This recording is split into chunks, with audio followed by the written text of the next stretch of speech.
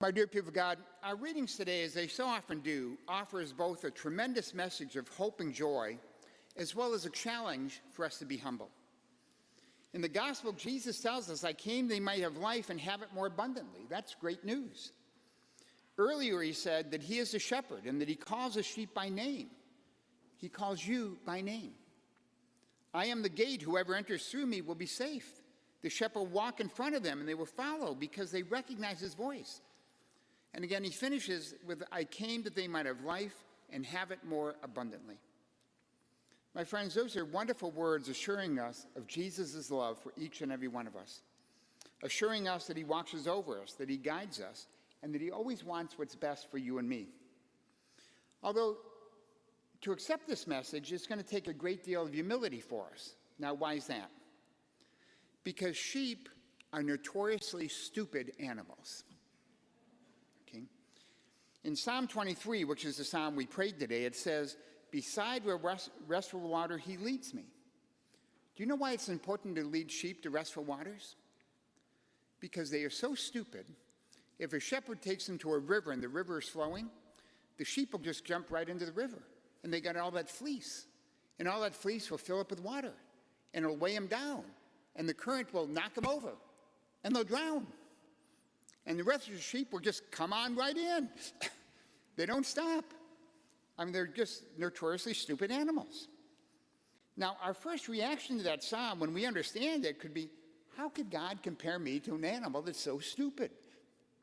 But folks, think about it. It kind of fits. I mean, look at our country today. How many people are in drugs?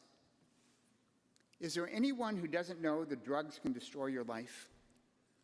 I've so often seen videos of people who are in homeless encampments, and so many of them, they look like zombies. And they look like zombies because they've been on drugs. It's so tragic. It's just so sad. But like sheep, how many people think, oh, that's not going to happen to me? I'm different. It may have destroyed that guy's life or this person's life, but that's never going to happen to me. Bah. I mean, we can be stupid. A few years ago, the people of Ohio voted to make marijuana legal. Several states now have done that. But you know, there's more and more evidence that marijuana can lead to serious mental illnesses, psychosis, anxiety disorders, even schizophrenia. But a majority of people voted for that, and many people are using marijuana. Why? Blah, because we can be stupid. Abusing alcohol.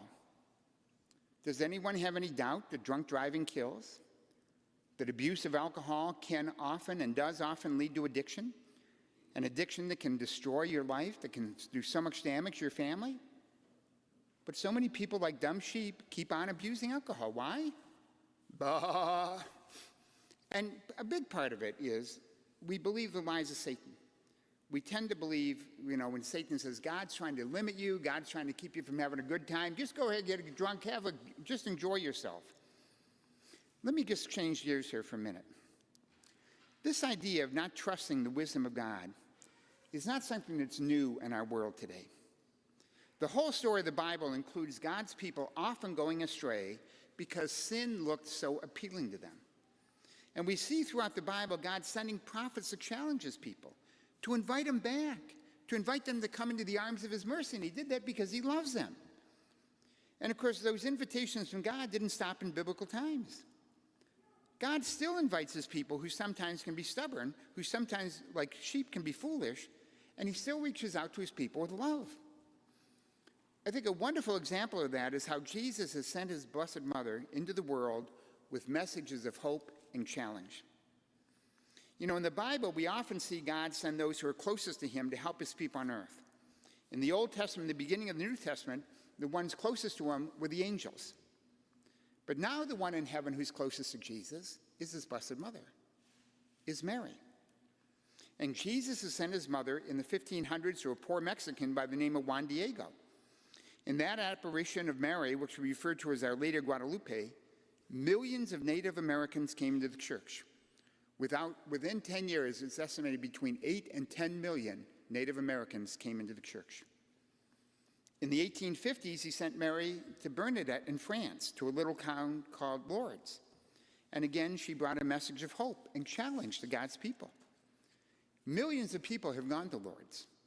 Thousands of people have claimed to be physically healed in Lourdes. Now, the church has declared 70 of those genuine miracles. Those are physical healings. There's no scientific explanation of how the person was healed. On May 13th, 1917, Jesus sent his mother the 3 shepherd children in Fatima, Portugal, to again bring a message of hope and challenge to his people. Now, in Fatima, there were several apparitions of Mary over the next several months. And the 3 children who had the apparitions faced great pressure and persecution from the socialist government of Portugal at the time. And that apparition shows the power of the cross. That when people are faithful to God, when God reaches out to them, they're often going to face the cross. And these children did. But they never changed their story. And 5 months later, there was a great miracle, viewed by tens of thousands of people. It's called the miracle of the sun. You see, the children had been told there would be a great sign from God, and word got out about that, and thousands of people came to the place of the apparition. And it had been pouring rain for days beforehand, and the place was covered with mud. People were trudging through all this mud to get there in the days before the miracle. And when the miracle occurred, the rain stopped, the clouds parted, and thousands of people saw the sun dance. And then people saw the sun. It looked like it was falling toward the earth. People thought it was the end of the world. And filled with fear, they threw themselves to the ground. But when it was over, everything was dry, even though it had rained and poured rain for days and days and days. There were some people who were healed, and people from as far away as 11 miles away saw the miracle of the sun. Now, as many of you know, as a parish, we have a subscription to the service called Formed. If you go to formed.org, one of the things you can find is a video entitled Finding Fatima. And I'd like to encourage you to take a look at that. And again, because we have that subscription, it's free for you to watch. Just go to form.org and just do search Fatima, and you'll find that video. I have to tell you, back in June of 1996, I went to a place called Medjugorje. That's a town in Croatia, where it was reported Mary was appearing to 6 young people. And when I was in Croatia, I saw the sun dance. I was coming down from the mountain. It's more like a hill where the apparitions took place.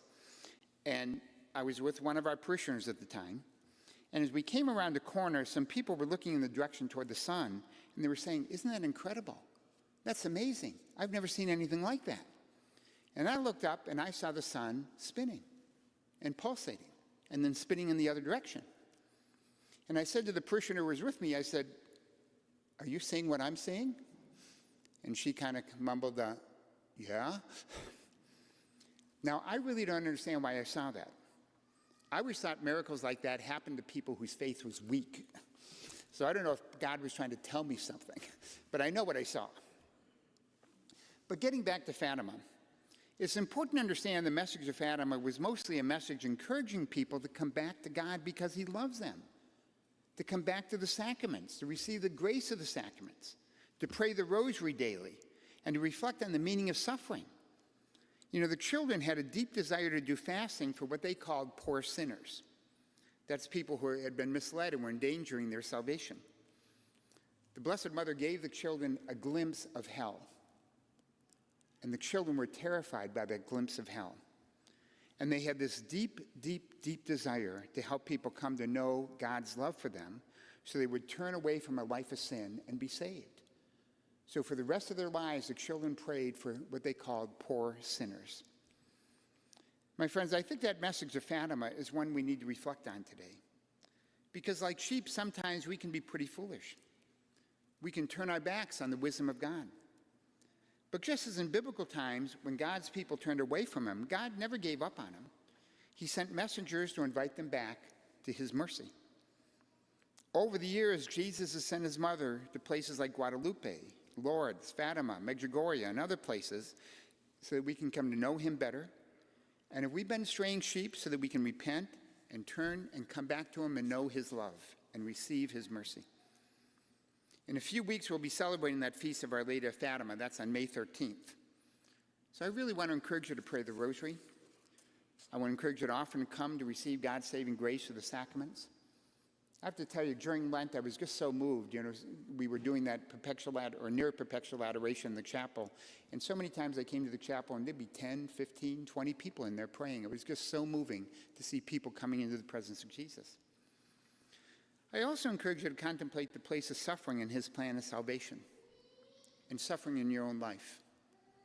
When suffering comes our way, we can be angry, we can be resentful, we can become bitter, or we can choose to embrace the suffering of our life and try to glorify God in the midst of our suffering. Friends, I want to invite you, please allow our Blessed Mother to lead you to a deeper relationship with her Son, who is the Good Shepherd. St. Peter said to us in our second reading today, "By his wounds you have been healed. For you are gone astray like sheep, but you have now returned to the shepherd and guardian of your souls."